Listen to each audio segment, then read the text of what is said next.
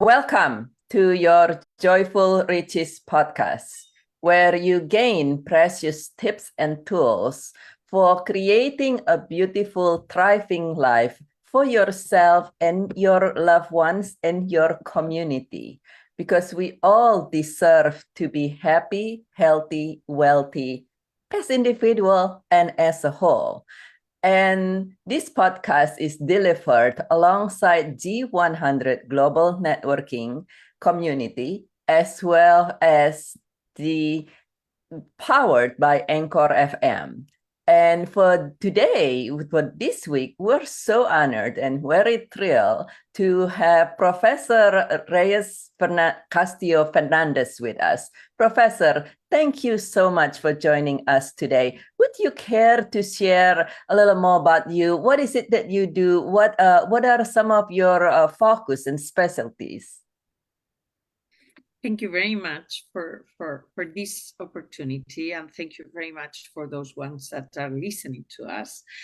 And I'm based in Spain, but I've lived in many other countries, and I like to see the world through the eyes, thanks to other colleagues that lives all around the world.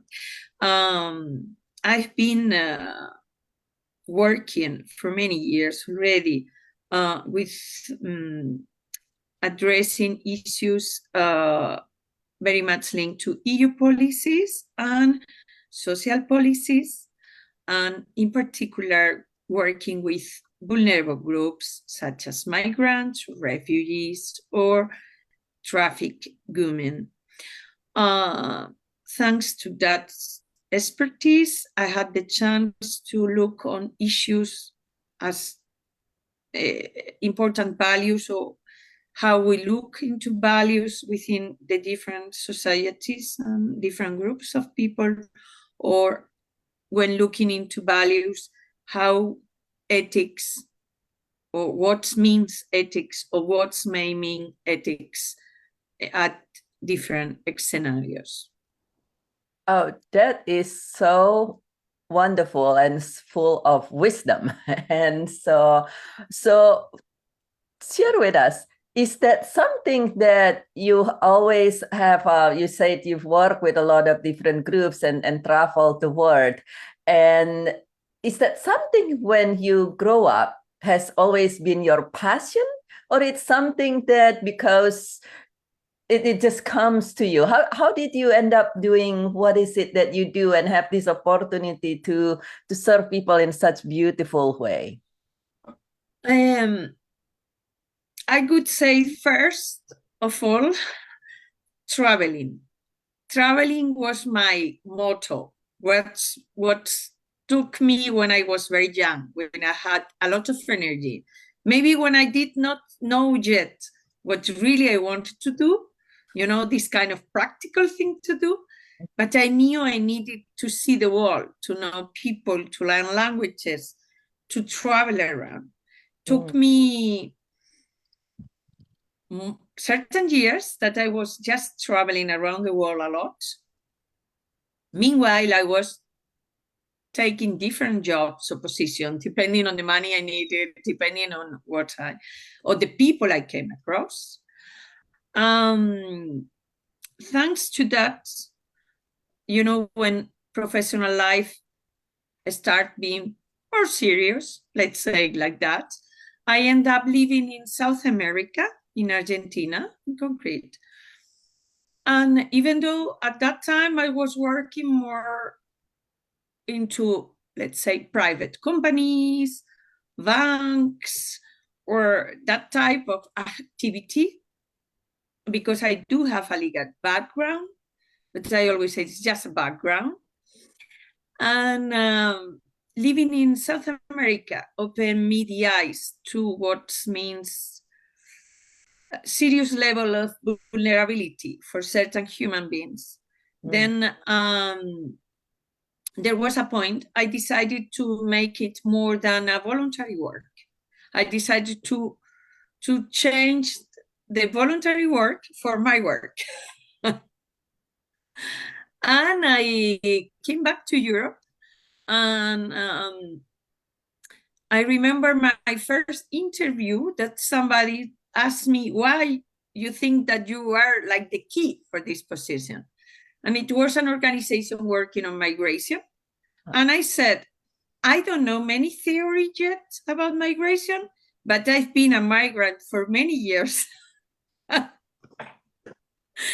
And I had the capacity. And I don't know why, but that was a click. And I started working with them.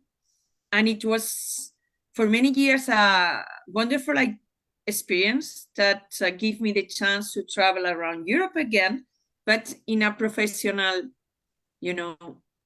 way. That's the mix. Wow, that is amazing. I love that. Many of our audience here have a passion. They have a passions that might be from childhood, then might the passions that might discover, and our community here has so many people who says, I would love to do that. Or, well, I'm doing this as a volunteer, as you say, or even as a side things. And at the same time, they would love to be able to do this full time, to dedicate their life to this. And there is, like you said, oh, the practicalities, I wouldn't possibly do that, and all these things and so forth. And you are a beautiful example of it's your passion. You always said you love traveling, you want to see the world. And so you do what is it that you need to do as you find your way, and now you serve in such a magnificent way. So from all your travel and living in all these different part of the world and seeing, I would say, many different society, would you care to share several tips and tools for in two ways? The first way would be, what are some of the things for people excuse me what are some of the tools and tips for people in creating harmonies for our society with so many different cultures? What are some of the things that you think link everybody and every society at the end, at the bottom of it? I think it's very complex, but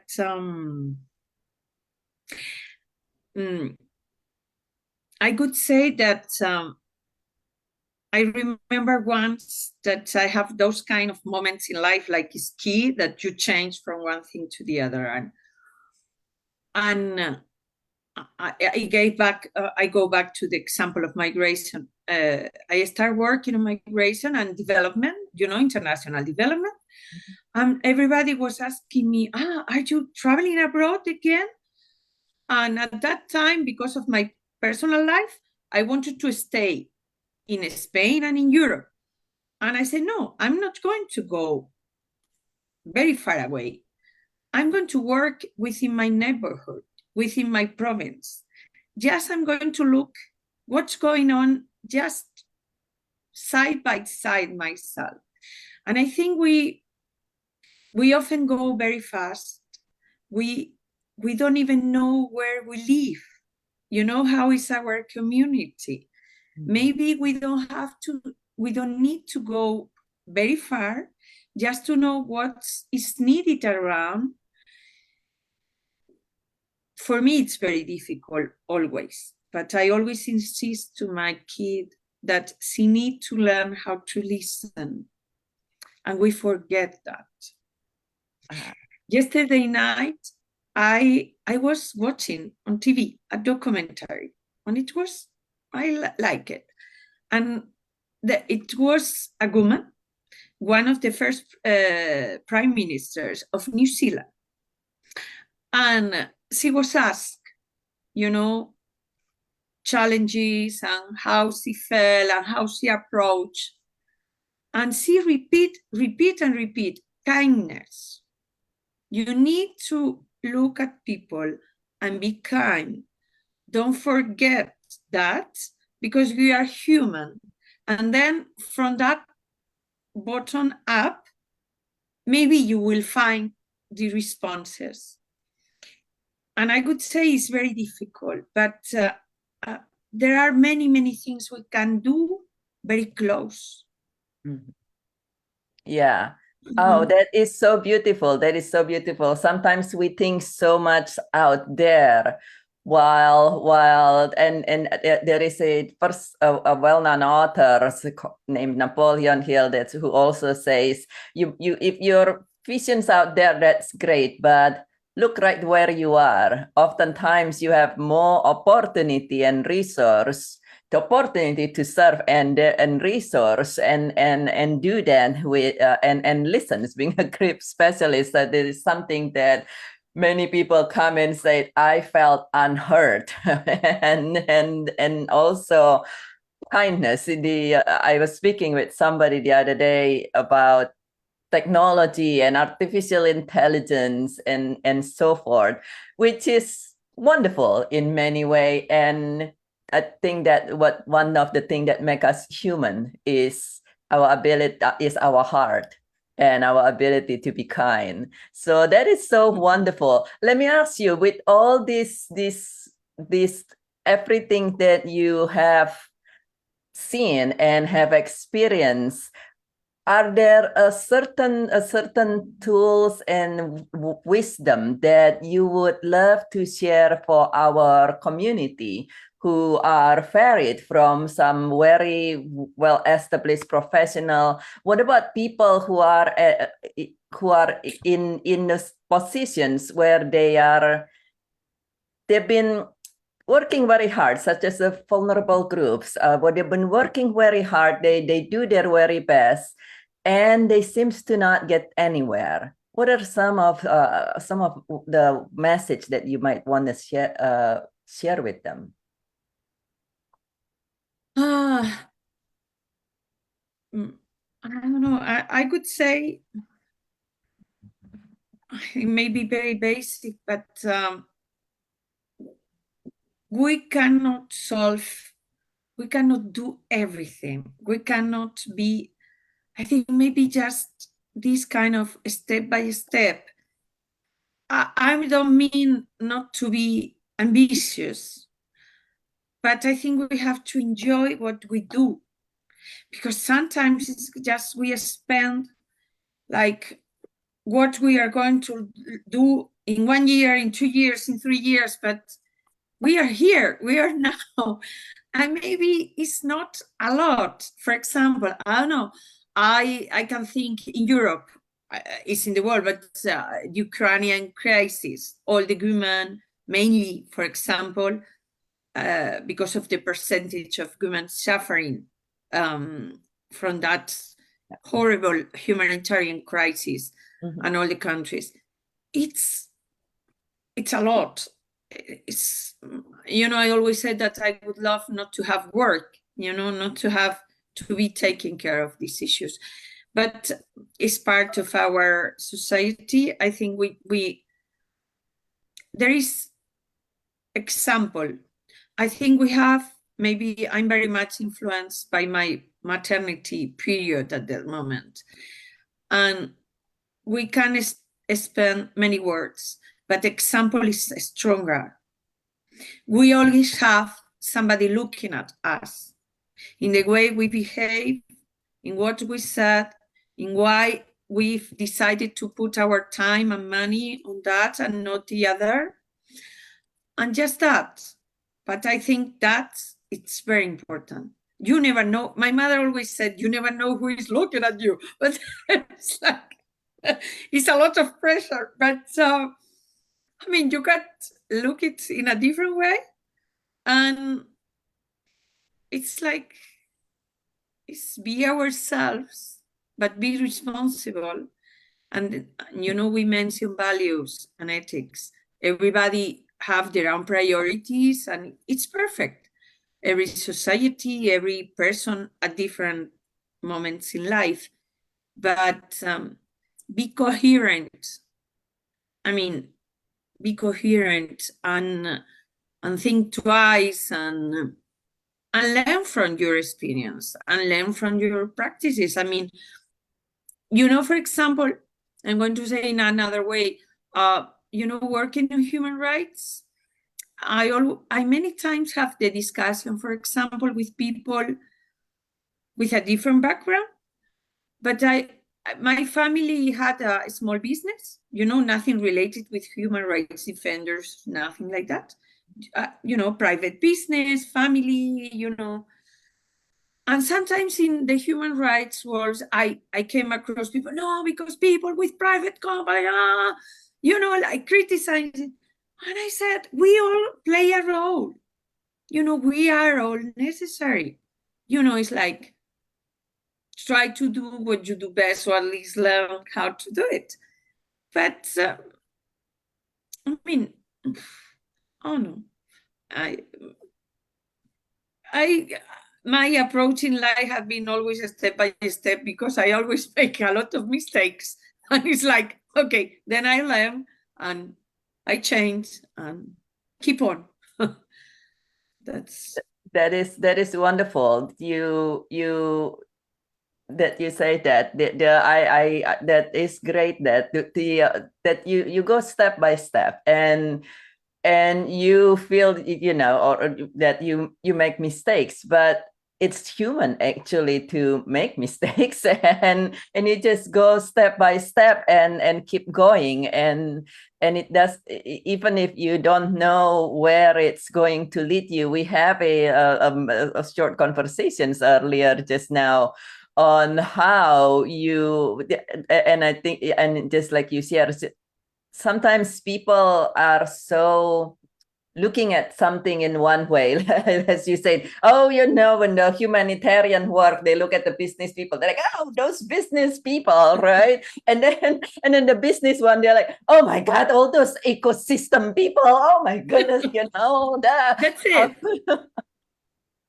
Exactly, and at the end of the day, share with our audience what you shared with me, something about if somebody knocking on your door, open it or something. Yeah, because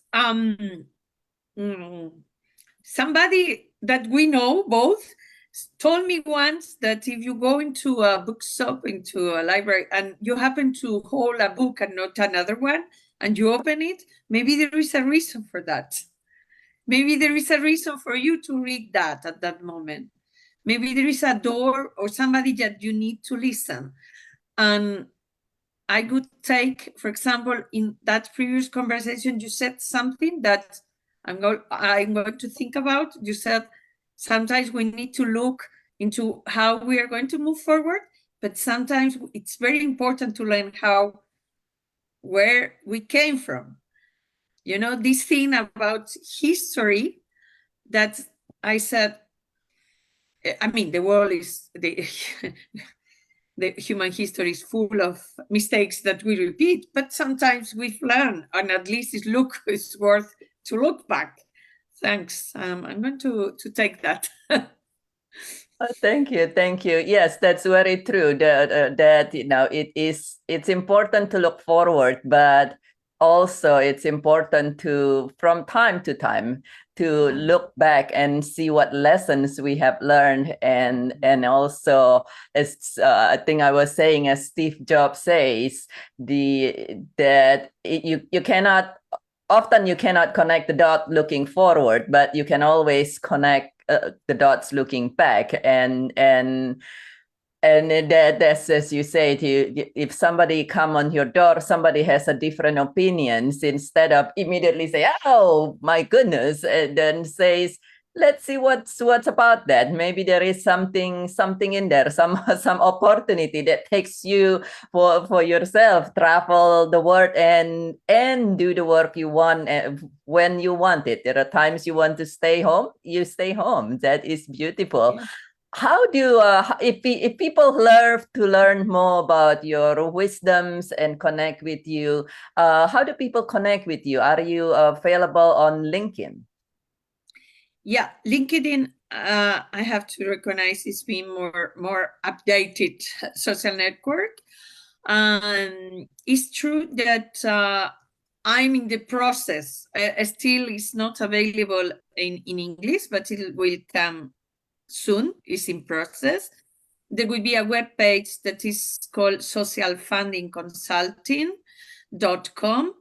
That's very soon will have updated information in English.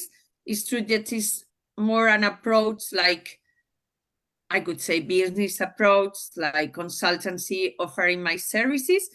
But I had the impression it will change on the way. Yeah.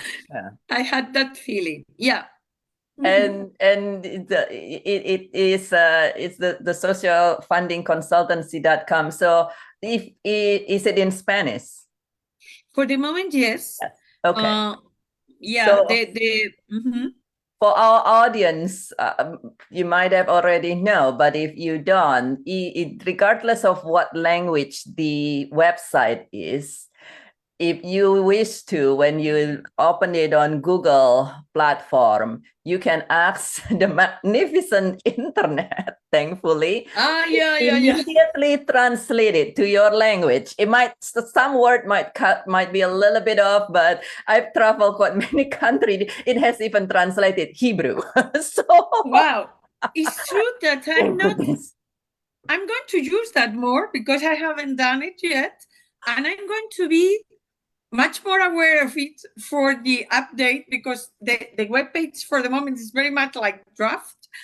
And it's true that, for example, LinkedIn, I've been more like active, and it's a place easy for whoever would like to contact me. Yeah.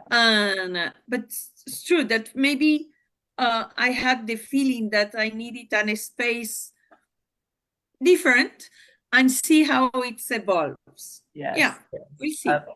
Absolutely. Thank you so much, Professor. As we complete our conversations today, do you have one final message for our audience, for them as an individual or in creating a thriving community? It's true that I love the opportunity to be part of this network that is, at least, is not a stop men from being part, but it's like looking at women or empowering women. And I don't know why, I'm in a moment that I like that. And I think we still need to work our way in the world to see, like, for the best of all. And let's say that I would like to focus on that for a while.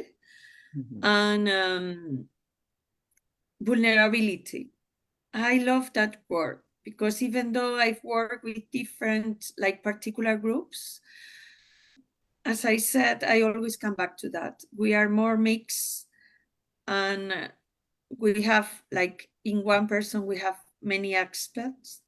Then I think I'm going to continue working close to those ones that may be suffering in a more vulnerable way. At least I feel I do something. That's my feeling at the moment. Yeah.